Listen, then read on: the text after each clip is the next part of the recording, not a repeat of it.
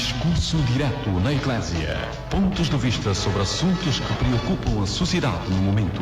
Discurso direto na Eclésia. Viva, estimado ouvinte da emissora católica de Angola, as nossas melhores saudações. Cá estamos para mais uma edição do seu Discurso Direto. Senhora Júnior na técnica, produção Esmeralda Chiaca Direito, condução hoje de Anastácio Sassembela. O nosso convidado é o professor catedrático da Faculdade de Medicina da Universidade Agostinho Neto, Carlos Mariano Manuel.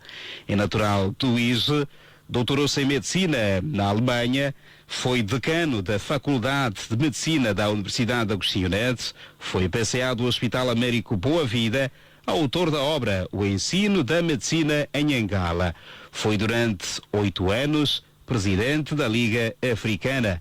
É também o autor do Tratado de História de Angola, com o título Angola, desde antes da sua criação pelos portugueses até ao êxodo destes por nossa criação. Em 2023, portanto este ano, foi então eleito por unanimidade pelo Movimento Internacional Lusófono e laureado com o prémio Personalidade Lusófona. É também presidente do Instituto Superior Politécnico Tocuista. Professor, boa tarde, bem-vindo. Muito boa tarde e muito obrigado. Depois de praticamente um ano, está de volta aqui às nossas instalações. Justamente isso. Muito bem. Espero que não pareça mais idoso do que já parecia há um ano atrás. Continua, novinho. Muito bem. E consigo, tudo tranquilo? Na medida em que estamos a contribuir para a sociedade, para o país, podemos dizer que sim, que estamos tranquilos. Muito bem. Recebemos a grata notícia desta distinção, portanto, por decisão unânime dos vários órgãos sociais, portanto, do Movimento Internacional Lusófono, que decidiu então entregar o prémio Mil Personalidade Lusófona 2023 ao professor catedrático Carlos Mariano Manuel e o ex-presidente da Liga Africana, em reconhecimento de todo o seu trabalho à frente da Liga em prol da cooperação lusófona entre Angola, Portugal e todos os demais povos de língua portuguesa. Como é que recebeu a notícia? Com um pouco de estranheza, porque não trabalho para receber prémios, mas ao mesmo tempo com humildade e reconhecimento dos órgãos desse organismo internacional que decidiu, como eles mesmos disseram, por unanimidade, em fazer-me laureado deste prestigiante prémio que já foi outorgado a 12 personalidades do mundo lusófono antes de mim e desde que foi instituído em 2010. E agora, talvez me permita dizer que, dentre os 12 laureados anteriores a mim, meus predecessores, estão prémios Nobel, estão chefes de Estado, estão primeiros ministros. Portanto, estive a ver que, dentre todos, o que menos mérito tem sou eu. É uma grande... E eu o primeiro angolano. Sou o segundo. Segundo. Assim como o prémio Camões já foi outorgado a 2 angolanos, agora também sou o segundo angolano a ser considerado, a ser laureado com este prestigiante prémio. Este é um prémio para os angolanos. Sem dúvida, é mais para os angolanos, para o nosso país, e eu considero-me apenas um veículo desta graça que chega à nossa sociedade e ao nosso país. Muito bem. E para quando, digamos, a entrega do prémio? Normalmente fazem no último trimestre do ano. Do ano. Sim, e numa grande cerimónia que se realiza em qualquer dos países de língua oficial portuguesa. Eu gostaria que fosse em Angola, mas obviamente se isto estiver apenas dependente da minha modestíssima pessoa, um cidadão tão comum como eu, talvez não possa estar aureolado das condições recomendáveis para ao mesmo tempo elevar a autoestima da sociedade de que sou filho e do país de que sou cidadão, angolanos e Angola. Acredito que já pensou a quem dedicar este prémio. Sem dúvida, já o disse, aliás, no início, que em primeiro lugar é a sociedade de que sou filho, ao país de que sou cidadão, as autoridades também, porque as autoridades trabalham para que o Estado exista como Estado, com todos os constrangimentos inerentes ao funcionamento de cada Estado, e sem dúvida aos meus pais, um dos quais ainda vive, a mãe é de saudosa memória e digamos a minha família mais circunscrita. Portanto, creio que o prémio é menos para mim e mais para todas as categorias de cidadãos que eu citei anteriormente. Muito bem. Sei que um homem fascinado pelo saber, razão pela qual não se limita, digamos, a navegar apenas na área em que se formou, vai continuar a produzir conhecimentos. Não vou, tenho estado. Isto quer dizer que eu nunca parei. Com certeza. Tenho estado. Muito bem. E já agora anuncio que vou-lhe fazer chegar o novo número da entrevista científica da instituição que preside desde há 4 meses e que contém temas que a todos os títulos recomendo que individualmente o ilustre Anastácio Sachimbelo, o ilustríssimo jornalista, assim como a instituição que representa, certamente poderão fazer recurso a esse número também. Muito bem, nós agradecemos. E está já à frente, portanto, do Instituto Superior Politécnico Toquista de janeiro deste ano. Absolutamente, isso corresponde à verdade. Mais um desafio. Sim, mas a contribuição de cada cidadão na sociedade traduz-se sempre num desafio, e quanto maior o desafio, mais valiosa pode essa contribuição, ou os resultados dessa contribuição ser para a sociedade. Portanto, estamos muito gratos para com a autoridade suprema da Igreja de Nosso Senhor Jesus Cristo no Mundo, os toquistas, que decidiram fazer-me beneficiar da graça, da bondade e da generosidade de me escolherem, embora eu nunca tivesse sido, e até hoje ainda não sou toquista, escolher-me para liderar aquela importante instituição que é a expressão da doutrina social daquela denominação religiosa. Apesar de estar com esta nova responsabilidade, continua a partilhar os seus conhecimentos com os estudantes da Universidade de Agostinho Neto. E não só. Absolutamente, esta é a condição, a única que eu pus para que eu pudesse emprestar o meu humildérrimo, ou a minha humildérrima contribuição presidindo aquela instituição, é que eu não renunciasse, ou não fosse obrigado a renunciar a minha, já há décadas, carreira que exerço há décadas, portanto, na instituição que citou, que é a Faculdade de Medicina da Universidade de Agostinho Neto. Muito bem.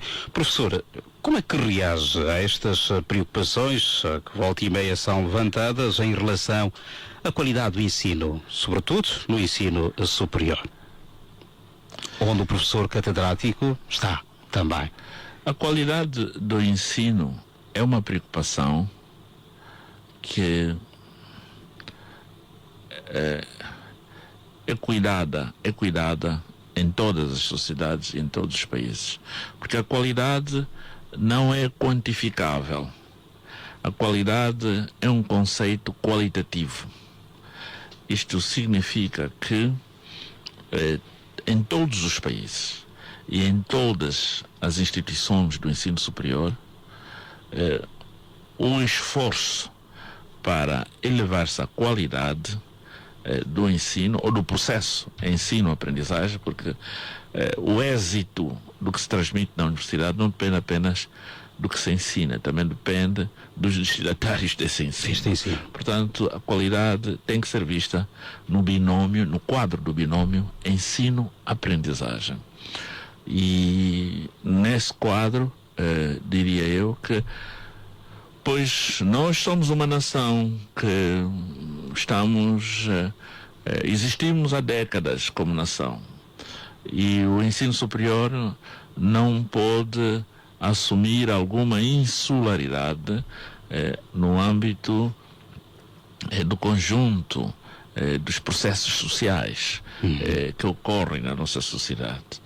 É assim que o ensino superior tem que ser posto ao lado do ensino geral, tem que ser posto ao lado da saúde, tem que ser posto ao lado da segurança pública, tem que ser posto ao lado de um conjunto de bens públicos de que a sociedade deve beneficiar e para os quais esses bens, naturalmente, o Estado tem que prestar muita atenção continuamente e os outros órgãos da sociedade igualmente, quer sejam efectores, no caso de executores, ou conceptores, no caso dos que concebem, ou das entidades que têm responsabilidades públicas para decidir, têm que assumir este desafio sob pena de estarmos a fazer retroceder a sociedade.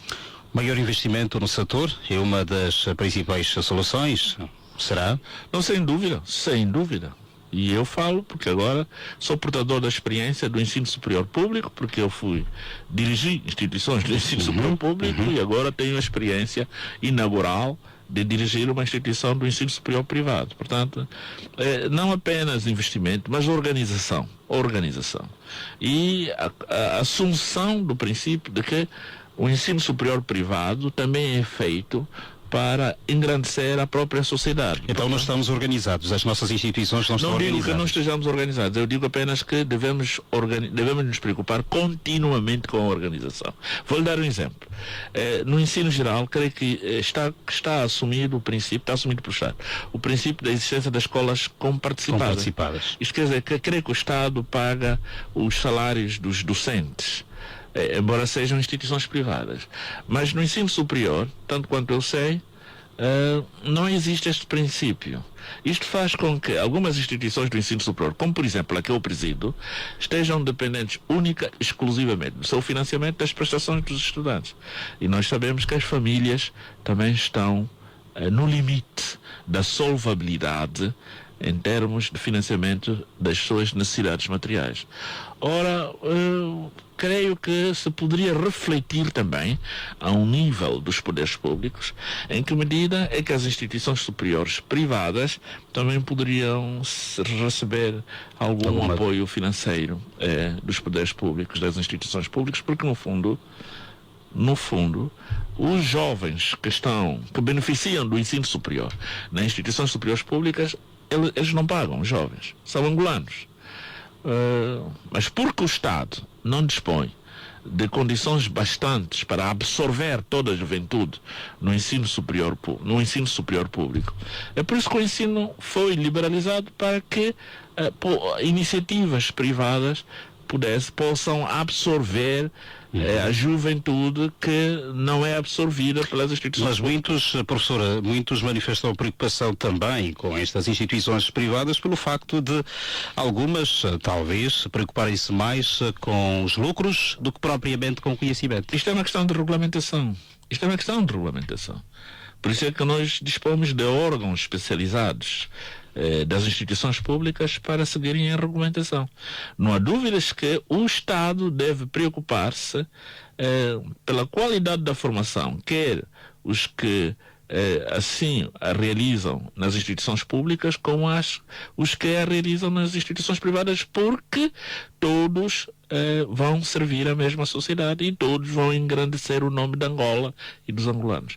Portanto, mesmo a atividade do ensino superior que se realiza nas instituições privadas deve ser também objeto de atenção das instituições públicas, não apenas na perspectiva da regulamentação, mas na perspectiva de aliviá-las da carga demasiado financeira. Eu digo mesmo demasiado financeira, porque ainda, não obstante realizarem essa atividade, e nem todas as instituições do ensino superior privadas pretendem um lucro. Por exemplo, a da Igreja, eu não imagino que a Universidade Católica prossiga o lucro. Eu não imagino que a Universidade da Igreja Metodista prossiga o lucro. Assim como também lhe peço para não imaginar que o Instituto Superior Público, o Instituto Superior Politécnico Tocuista também prossiga o lucro. Essas são instituições que traduzem a componente da doutrina social das igrejas. Ora, isto é diferente de uma instituição do ensino superior que abre início, a priori, é concebida e instalada como uma empresa privada e funciona segundo o binômio de oferta de serviços e compensação pecuniária desses serviços. Portanto, eu penso que mais claro do que... Mas existem estas instituições com esta última tendência. Na minha experiência, inclusivamente, é que quanto mais inadimplente é um Estado para criar instituições de formação para a sua sociedade, mais são as possibilidades ou as iniciativas de ocorrência de instituições não estatais na oferta desses serviços. Eu estou a falar da experiência da Alemanha, por exemplo, em que a juventude é de facto absorvida no sistema, maioritariamente no sistema de formação. E ali não digo só de formação superior, inclusivamente de formação profissional. E já não falar da formação, digamos, geral. Portanto, isto é mais uma responsabilidade do Estado. Faz parte dos bens públicos que o Estado providencia à sociedade. Os países escandinavos, etc, etc. Portanto, para terminar este ponto, como perguntou, para dizer que vamos todos entender que todos trabalhamos para a valorização da nossa sociedade. E vamos ter digamos, uma abordagem consensual de como é que nós devemos aperfeiçoar esse sistema para a satisfação da nossa sociedade e do nosso país e para o prestígio internacional do nosso país. Professor, há quem defenda também que temos poucos professores catedráticos por conta, digamos, da má qualidade de ensino no nosso país. Concorda? É possível que isto corresponda à verdade, mas vamos voltar à pergunta anterior que pôs, porque mesmo a formação a que nos referimos não deve destinar-se apenas ao corpo discente, deve destinar-se também ao corpo docente, independentemente da categoria do corpo docente, porque mesmo o professor catedrático necessita de interagir com os seus homólogos estrangeiros para estar ao corrente das novidades na sua área do conhecimento. Portanto, isso também faz parte... Tem atualizações quase contínuas. Isso, absolutamente. Isso também faz parte, digamos, dos aspectos que devem ser tomados em consideração no desenvolvimento do ensino superior e continuamente no desenvolvimento do ensino superior do país. Investigação científica, para muitos é um cancro em Angola. Não é um cancro na perspectiva de que ela é mal feita, ou a investigação científica é mal feita. Mas precisamos de entender que os países necessariamente encontram-se em estádios diferentes de desenvolvimento. E assim sendo, obviamente, pode citar que existe a Índia, que tem uma indústria farmacêutica performante, que é baseada na investigação científica autônoma, ou autóctone, na Índia, que tem uma indústria de tecnologias de informação e comunicação também, até de cinema, enquanto que na América existe o Hollywood, na Índia existe o Bollywood, creio que é assim que dizer, e que é uma nação também atribulada devido às grandes assimetrias, etc.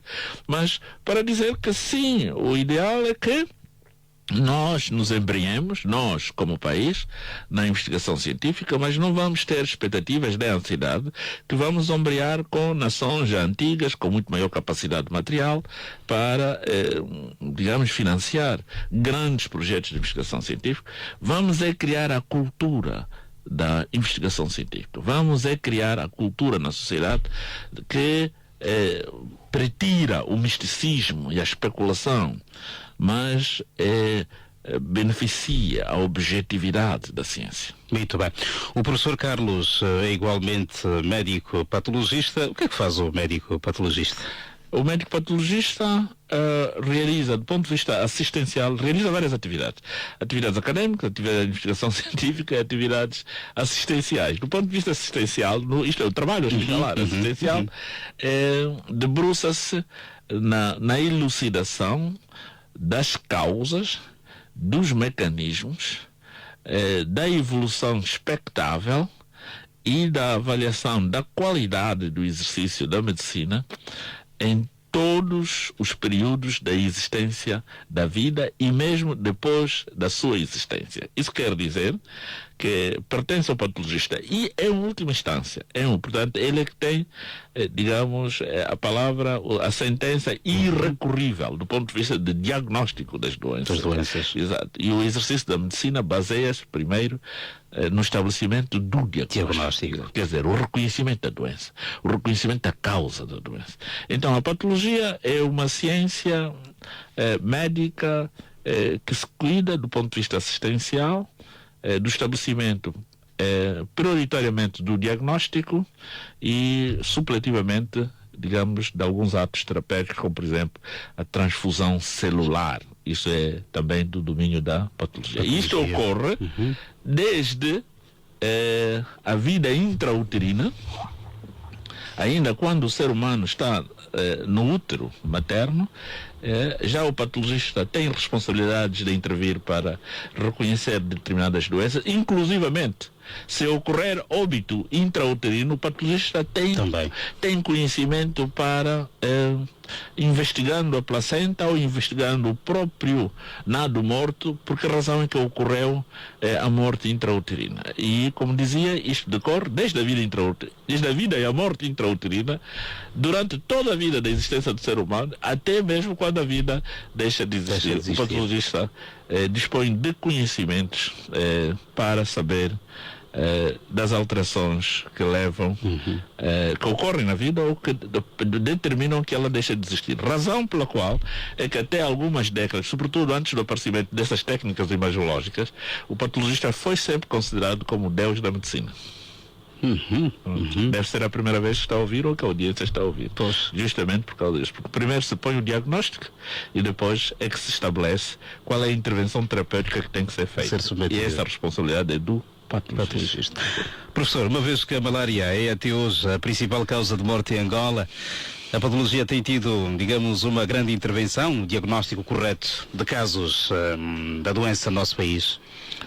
Os casos agudos da malária são mais do domínio da parasitologia, porque a malária é provocada por um parasita, que tem várias espécies, mas o parasita é do gênero Plasmodium, e tem várias espécies, das quais as patogénicas para o ser humano são 4, que é o falciparum, o malária, o vale, o vivax. Isso é, digamos, o que nós ensinamos até os jovens que estão a estudar medicina agora ainda. Agora, há casos de malária, sobretudo casos de malária crónica, consequências de vários surtos palúdicos, que podem evoluir para outras alterações em outros órgãos. Alterações renais, alterações esplénicas do baço, alterações hepáticas. Isso já é do domínio da patologia, para elucidar aos colegas das outras especialidades qual é a biopatologia que está subjacente à ocorrência dessas doenças, ou das doenças desses órgãos.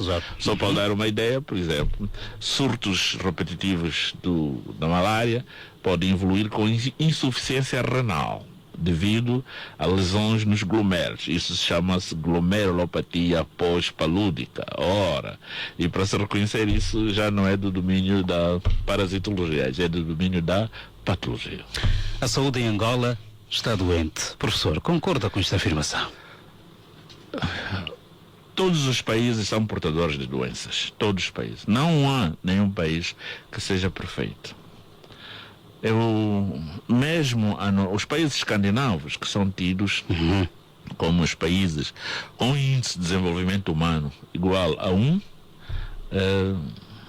digamos, eles não estão isentos do surgimento de patologias sociais. Agora estou a utilizar outra vez o termo patologia. Quer dizer, desvios que ocorrem na sociedade. De quando em vez, embora sejam aspectos casuísticos, ocorrem, eu creio que foi na Noruega ou foi na Finlândia, em que apareceu alguém que deu tiros a um conjunto de pessoas, isso foi há 2 anos, um conjunto de pessoas na praia e matou várias pessoas. Bom, isto pode-se dizer que é um aspecto casuístico de alguém que teve de uma descompensação aguda, psiquiátrica, pode-se assim dizer. Sim, mas o que é um facto, isto ocorreu, portanto, por alguma razão. Portanto, o stress decorrente do engajamento dos cidadãos a regimes de trabalho extremamente exigentes pode levar à descompensação das pessoas.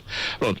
Para dizer em concreto e para não diluir a questão, é óbvio que o nosso sistema de saúde tem requerido atenção, vai continuar a requerer uma atenção contínua, competente e que se concilia com o nível, o estádio da economia do nosso país. E nesse aspecto eu tenho sublinhado, e já eu disse isso numa entrevista que me foi solicitada o ano passado pelo jornal, Novo Jornal,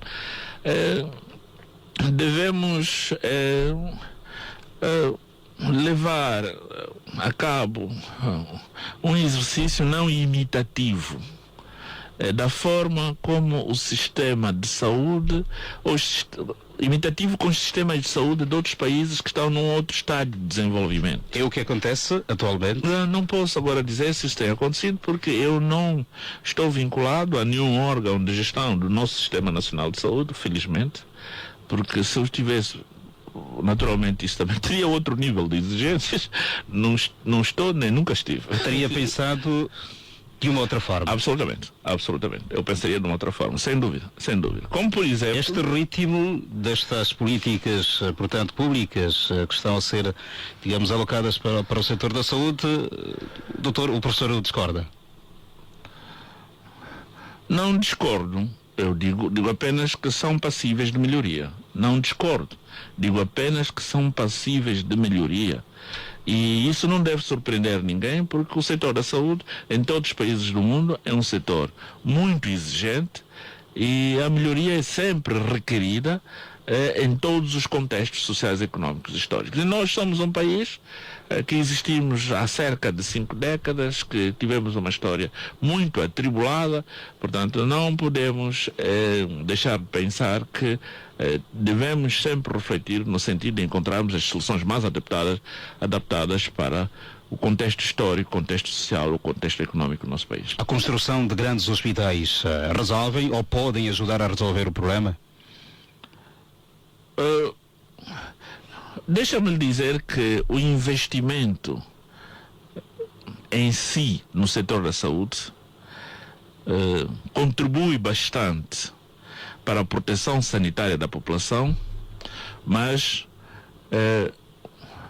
pode não ser determinante para isso. E com isso eu quero dizer que os indicadores sanitários de um país não dependem fundamentalmente do acervo de equipamentos infraestruturais ou de equipamentos, como posso dizer, eletrônicos, o acervo de equipamentos hospitais, mas depende de um conjunto de outras intervenções na sociedade que simultaneamente devem merecer atenção. E essas são as condicionantes sociais da saúde. Vou dar um exemplo. Na humanidade, sabemos que o cancro do estômago foi muito prevalente, sobretudo nas décadas anteriores, eu diria a década de 70 do século passado. E a principal medida que fez com que o cancro do estômago diminuísse a sua prevalência, a sua incidência, é a refrigeração dos alimentos.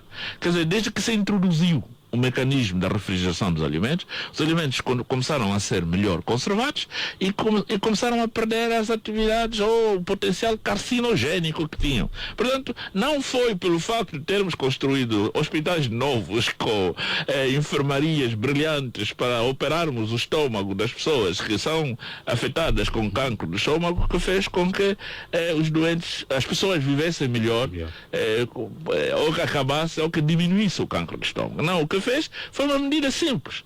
Agora, no nosso contexto, e onde estão as medidas simples, por exemplo, para a malária? Vamos continuar a morrer de malária até quando, professor? Portanto, é por isso que eu digo, eu não deploro os investimentos que estão na saúde, que se fazem na saúde, porque são sempre úteis, mas não são as determinantes para alterar positivamente os indicadores da saúde da nossa população, e esses indicadores são melhor protegidos por via da intervenção na sociedade, melhorando as condicionantes sociais da saúde. Espero que tenha sido claro. Há um ouvido que insiste e pergunta, por favor, professor, quando é que nós vamos continuar a morrer de paludismo?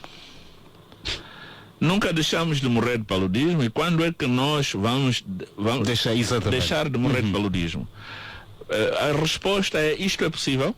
É possível deixarmos de morrer de paludismo.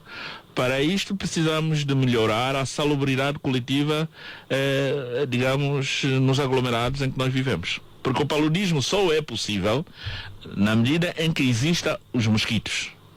E se nós não eliminarmos os vetores, que são os mosquitos, se nós não eliminarmos, vamos continuar a ter casos de paludismo e que poderão terminar de forma funesta com o óbito. E aproveito para dizer que nós temos aqui na cidade de Luanda valas de drenagem das águas pluviais e que estão muitas vezes assoreadas com lixo.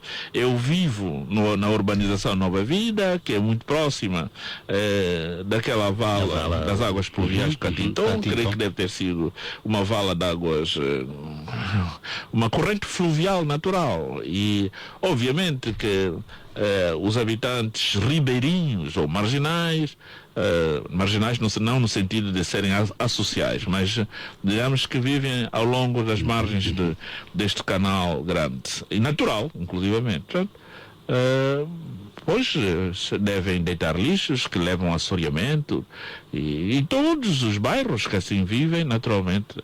Então, sofrem da proliferação entomológica. Esta palavra que estranha, entomológica, quero ver, tem a ver com os mosquitos. Portanto, a proliferação entomológica. Então, Deus deu a sabedoria aos homens. É assim que o livro sagrado diz. É também aos homens que cabe enfrentarem os desafios que têm para poderem viver com dignidade e com saúde e da forma mais agradável. E acha que os nossos dirigentes não têm esta sabedoria? Não, para a resolução dos mais variados problemas que o país enfrenta e, no caso concreto, estes que estamos a abordar, da problemática do saneamento? Eu creio que não, a questão não se pode pôr em termos de inexistência ou existência de sabedoria. Mas a existência de sabedoria, primeiro, nem sempre é absoluta. O ser humano nunca é portador de sabedoria absoluta. Por esta razão é que a sabedoria, sobretudo para que a atividade humana seja virtuosa na sociedade, deve ser conjugada no conjunto de sabedoria de várias pessoas, de várias especialidades, de vários saberes. E em último lugar, diria, não é que os nossos dirigentes não sejam portadores de sabedoria. Não, porque, no meu entender, estamos num processo de construção do país e, obviamente, que esses problemas vão se resolvendo progressivamente, embora se espere que se resolvam tão rápido quanto possível. Muito bem. Caro ouvinte, estamos em discurso direto. Hoje o nosso convidado é o professor catedrático Carlos Mariano Manuel, ele que é doutorado em Medicina, isto na Alemanha, e também autor do Tratado de História de Angola, uma obra com o título Angola, desde antes da sua criação pelos portugueses até ao êxodo destes por nossa criação. Professor, a obra já está na segunda edição. Sim, absolutamente. A primeira esgotou. Absolutamente. E a segunda edição também vai esgotar-se dentro de pouco tempo, sem dúvida. Muito bem, muito bem. Em linhas gerais e em jeito também de partilharmos com os ouvintes que ainda não sabem desta obra, o que é que podemos encontrar nestes 3 interessantes volumes? Como o próprio subtítulo indica, é a história dos povos, eu digo no plural, dos povos que habitaram o território que hoje constitui a República de Angola, desde muito antes que os europeus tivessem aportado dentro dos nossos domínios territoriais, até a altura em que os europeus, representados pelos portugueses, criaram uma colônia chamada Angola, e essa história avança até a altura em que eles empreenderam o êxodo, quer dizer, a saída massiva, em virtude da resistência que nós criamos para que nós não continuássemos a ser dominados. Portanto, eu ali utilizo a natureza polissêmica do léxico criar, que aliás é uma palavra que também foi utilizada pelo nosso primeiro presidente num célebre poema, criar com os olhos secos. Portanto, eu utilizo aí a polissemia deste termo, criar, na primeira acepção, no sentido de fundação, quando Angola foi fundada pelos portugueses, e na segunda acepção,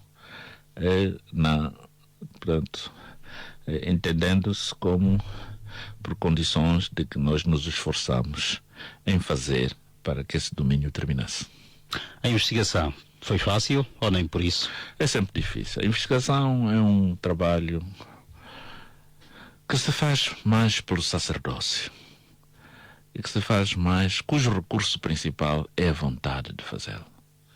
E quem elabora com princípios científicos a história do seu país tem que entender que é um exercício não apenas académico, é um exercício patriótico, é um exercício de serviço à sociedade, de que se é filho, ao país, de que se é cidadão.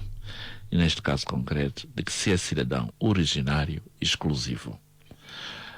Andamos em 4 continentes do mundo, designadamente a Ásia, a Europa, a África, a América. A recolha de dados. Absolutamente. Até na Ásia. Até Hong Kong, que é a China hoje, tivemos. Sempre no encalço da história de Angola. Por razões diretas ou indiretas, mas para esclarecer determinados assuntos. Para recolher fontes primárias. Não são fontes secundárias, fontes primárias.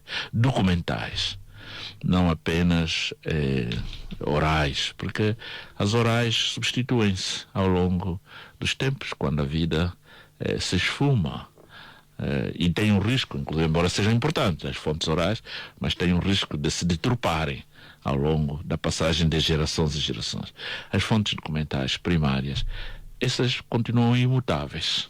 Embora elas possam ser passíveis de interpretação heterogénea, mas o texto e este o receio de muitos, digamos, na construção. Exato. Portanto, dizia eu, então, passamos por vários países, por vários fundos arquivísticos, por várias bibliotecas, e depois, naturalmente, não podia ser de outra coisa, no nosso país, por várias províncias, por vários sítios históricos. Ali falamos com várias pessoas, etc, etc. Para dizer que a história tem que ser narrada com princípios científicos, não especulativos, com equidistância, porque o que conta são os factos. Narrá-los numa perspectiva de dar oportunidade ao estudioso, ao leitor, para interpretá-los com base na descrição factual e não sugestioná-lo de forma propagandística, de forma especulativa. Mas admite que há casos em que há, de facto, determinadas tendências, até mesmo ideológicas, na construção ou na elaboração de uma história. Deixa-me só terminar isso, já vou responder isso, para dizer que quero dizer que a história de uma nação deve ser escrita inspirando-se, estudando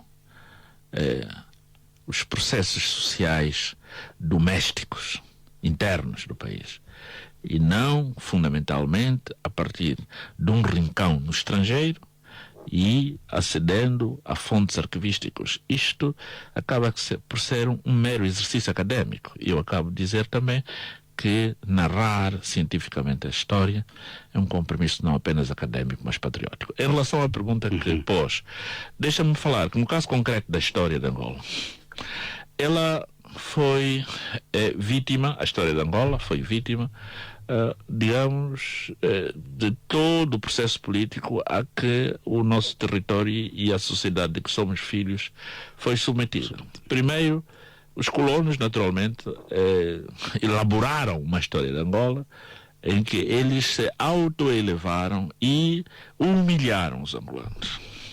não é? É por essa razão que até chegam,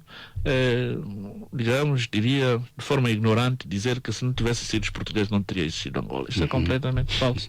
Antes, pelo contrário, eles, ao terem entrado nos domínios territoriais nossos, provocaram uma devassa tal que levou à perversão, digamos, de toda a ordem natural e social que existiu nos povos e entre os povos que habitaram o atual território do nosso país. E depois, quando nós ascendemos à independência, isto é conhecido por todos, que a extensão do nosso país a um Estado soberano ocorreu num contexto de conflitualidade, e esta conflitualidade não poderia deixar-se de exprimir também na elaboração e não no entendimento e na difusão que diversas partes do nosso país que foram contendores nesta conflitualidade deram, digamos, em relação à história do nosso país. O exercício que nós fizemos com muita humildade e com muita modéstia foi não nos emocionarmos, quer pela historiografia elaborada pelos portugueses, historiografia que dava vantagens, obviamente, aos portugueses, a Portugal, quer também pelas atribulações por que nós passamos e de cujas consequências ainda estamos submetidos desde o nascimento do nosso Estado soberano. Porque Angola é de todos. Professor, acha que a história de Angola precisa, de facto, de ser recontada em função dos aspectos que foi abordando? Eu não digo que precisa de ser recontada, precisa de ser continuamente investigada, continuamente coligida,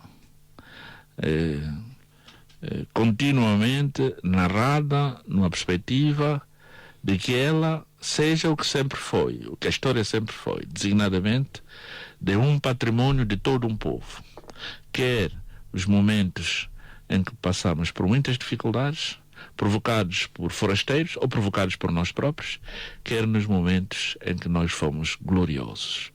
E o exercício que eu fiz é um grão de sal neste processo. E espero... E talvez com um sabor especial, por ser elaborado por um angolano. Sim, nessa perspectiva sim, mas o cloreto de sódio tem sempre o mesmo sabor. Mas nessa perspectiva, sem dúvidas, porque é um exercício que transcende o esforço académico, para ser um esforço tanto académico como patriótico. É assim que eu defino esse exercício. Daí para dizer que a história ou o domínio dela, volto a repetir, porque já o disse a um órgão da comunicação social, é um dever de cidadania. E diria mais, uma pessoa deve considerar-se culta na medida em que domina, em primeiro lugar, a história do país. Não é a história contada, de ouvir dizer, de assimilada por interesses sectoriais da sociedade que a conceberam com determinados objetivos. Não.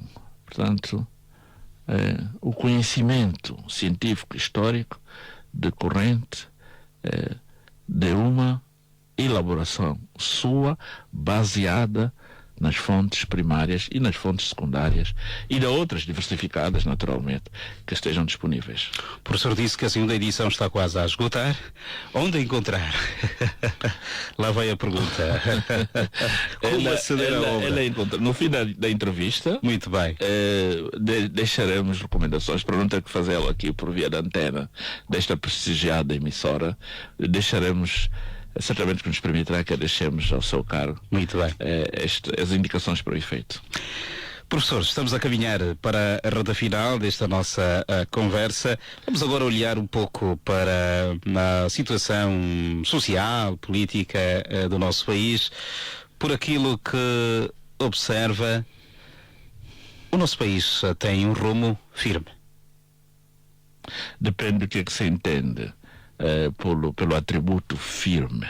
Ao olhar para a governação do presidente João Lourenço, neste seu segundo ano portanto, neste seu segundo mandato?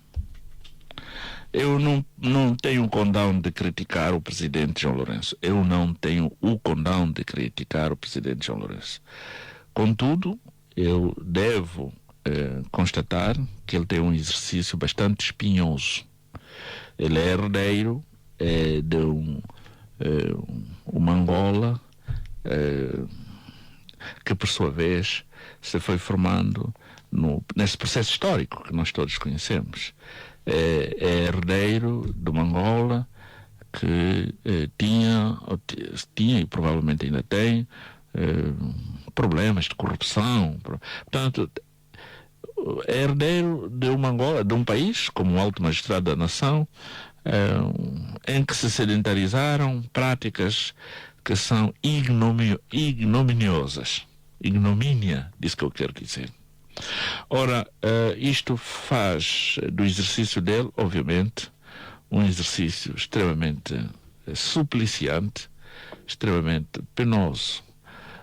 E se decorrerem alguns aparentes erros que lhe sejam eventualmente atribuídos, pois eu também concebo que ele é um ser humano, mas não é por isso que, na minha opinião, devemos já crucificá-lo, etc. Mas, na sua ótica, professora, tem sabido mitigar, portanto, o presidente ou o executivo, por ele liderado, tem sabido mitigar os problemas que herdou?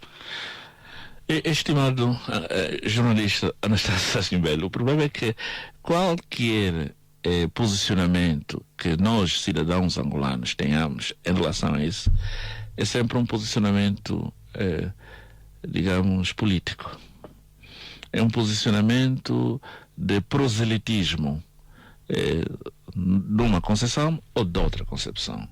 Este é o exemplo do tão propalado provérbio do copo com água.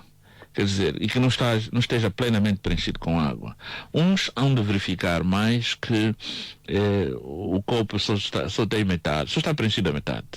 Outros hão de dizer que não, metade do copo está vazio, não tem água. Portanto, havemos de reconhecer que nestas questões de interesse público, cada cidadão tem a sua forma de apreciar, e é correto que assim seja, porque é assim que se exprime a democracia. Inclusivamente, os cidadãos que pensam da mesma forma devem ter o direito de se manifestar, desde que não provoquem caos, porque o caos é inimigo de todo o desenvolvimento social, mas devem ter o direito de manifestar-se publicamente e de exprimir o seu descontentamento, mas não a violência. Não a violência. Que nós, angolanos, já sofremos muito como estivemos desavindos e como isso provocou a violência. Mas todo indivíduo, organizado ou individualmente ou em grupo, deve ter o direito de dizer que isso não me agrada, não deve ser assim. Ora, e para dizer que por isso é que nós admitimos a democracia, e a democracia admite a alternância do poder. Portanto, isso também significa que é uma exigência que se faz aos órgãos instituídos para que atentem aos sinais, digamos, dos tempos e da sociedade. Mas, repito, não tendo a atribuir malefícios diretos ao nosso executivo e ao nosso chefe de Estado. Hoje há praticamente um grito social por parte de várias famílias, com o aumento, digamos, dos preços dos principais produtos da cesta básica. Estamos a ver o nosso Kwanza a se desvalorizar cada vez mais.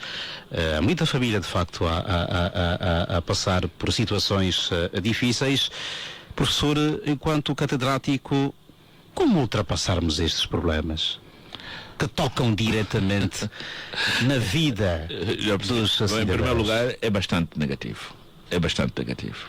E tudo que seja negativo e que afeta o público é da incumbência, em primeira instância, das autoridades instituídas para cuidar desses assuntos. Portanto, é um desafio que se põe às nossas autoridades, que certamente encontrarão formas de organizar também a sociedade, no sentido dos organismos da sociedade civil também poderem ser supletivos na estratégia de se ultrapassar isso, mas isto é bastante negativo. Agora, me pergunta que medidas creio que foi assim, que medidas eu sugeriria.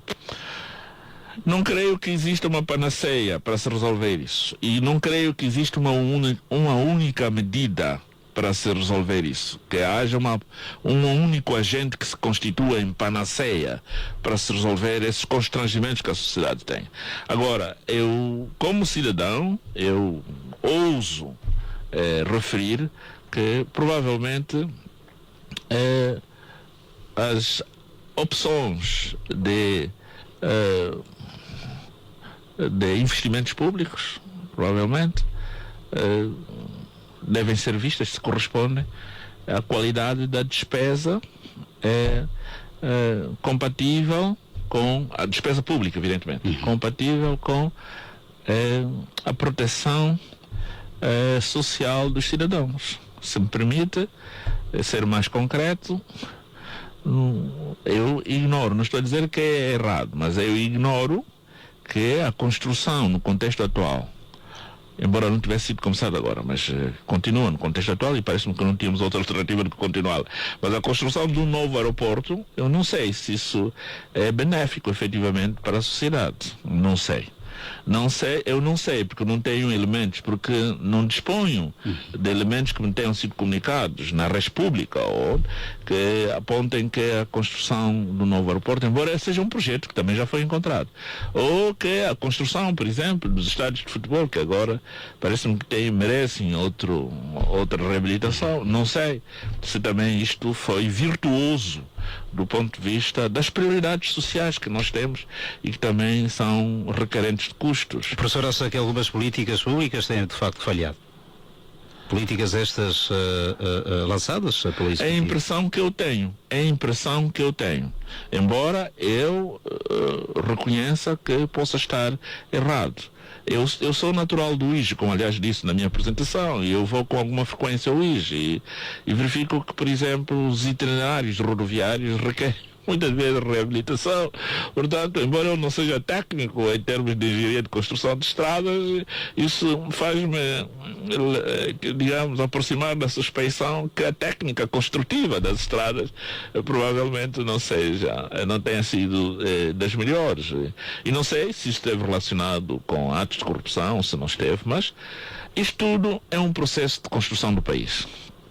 Todos nós devemos nos integrar nesse processo de construção e felizmente, vivemos num Estado democrático e de direito e temos, em princípio, e tem sido, digamos, consumada também, temos o direito de reclamarmos e dirigirmos aos órgãos existentes para mostrarmos as nossas perspectivas que consideramos melhores em relação a determinados processos.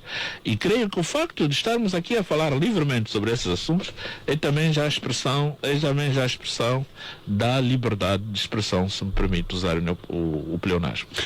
O país continua nesta cruzada de combate à corrupção. Professor, estamos a caminhar bem? Precisamos melhorar? Da sua ótica. Isso seria, uma vez mais, um juízo de valor. Há os que dizem que não e há os que dizem que sim. Eu penso que uns e outros devem publicar os elementos que sustentem o seu juízo de valor. É verdade que há uns que dizem que é uma concentração de capital em novos agentes económicos, diz-se isso. Portanto, há outros que dizem que esta concentração não é nada comparável com que existiu anteriormente. Eu penso que isto tudo são questões que as entidades envolvidas, incluindo as entidades públicas, devem esclarecer a população, devemos esclarecer nós, os cidadãos, a cidadania, isto também enquadrado no que tem sido recomendado pelos poderes públicos no quadro ou em sede do princípio de comunicar melhor. Portanto, é necessário insistir neste ponto, se calhar não apenas comunicar melhor, mas também dialogar melhor, provavelmente. Professor Carlos Mariano Manuel, muito obrigado por esta partilha. Auguramos por sucessos na sua carreira e também na sua vida, e queremos estar presentes também no dia da entrega, né, do prémio, que ainda não há data. Não, será de certeza fins de novembro, é muito provável que assim seja. Eu gostaria que fosse no meu país, porque isso seria exprimir justiça à sociedade de que sou filho, ao país de que sou cidadão, originário e exclusivo. Mas isso, como diz, sou um humilde cidadão, requerente de ajudas. Se a rádio, olha, agora lanço talvez um repto à Rádio Eclésia, se me puder ajudar com que a cerimónia de entrega do prémio, de entrega efetiva, de entrega, digamos, manual do prémio, porque a entrega já está feita do ponto de vista da atribuição, não é? Mas se a Rádio Eclésia me puder ajudar, pois então, como sempre, e humildemente, ficar-vos-ei vitaliciamente gratos. Professor, para terminarmos, sente-se um homem realizado? O ser humano por si só não se sente realizado enquanto vive, porque tem sempre desafios na vida. Eu sinto-me um homem que tem aproveitado as oportunidades, não obstante muitos obstáculos que me têm sido levantados, repito, não obstante muitos obstáculos que me têm sido levantados gratuitamente. Portanto, mas me sinto que, na medida, apesar desses obstáculos, tenho conseguido levar o bem comum à sociedade de que sou filho e ao país de que sou cidadão originário e exclusivo. Aceitaria integrar o Executivo angolano? Eu não creio que eu tenha mérito para isso. Eu não creio. Porque, para além do mérito baseado na ciência e no conhecimento, creio que existem outros méritos que são naturais em qualquer sociedade complexa. Isso é uma sociedade complexa. As sociedades modernas são complexas. Portanto, eu não consigo imaginar que eu tenha mérito suficiente, que eu ombreie com os outros que têm sido cuidadosamente selecionados para integrarem o executivo ou o aparelho estatal. Às vezes somos surpreendidos com alguns que pedem 1% das empresas públicas, pelo menos se especula isso, não sei se isso é verdade, mas isso é uma surpresa, porque nós partimos do princípio que os concidadãos que são escolhidos para corporizarem responsabilidades públicas, que são portadores de virtudes que transcendem a média da sociedade. Esses que assim o fazem não são portadores de virtudes. Até prova em contrário, se isso for verdade, isso é uma perversão. Professor, mais uma vez, muito obrigado e até a próxima. Eu não sei se haverá uma próxima. Isso só Deus sabe, como se costuma dizer. Se Deus, eu vou responder, se Deus quiser, estarei sempre disponível. Muito bem, muito bem. Tudo bom. Obrigado. Obrigado. Caro ouvinte, assim terminamos com o nosso discurso direto. O nosso convidado de hoje foi o professor catedrático Carlos Mariano Manuel, natural da província do Ise, é professor titular na Faculdade de Medicina da Universidade Agostinho Neto, doutorou-se na Alemanha, portanto, em Medicina, foi decano da Faculdade de Medicina da Universidade Agostinho Neto, foi PCA do Hospital Américo Boa Vida, autor da obra O Ensino da Medicina em Angola, assim como também autor do Tratado de História de Angola.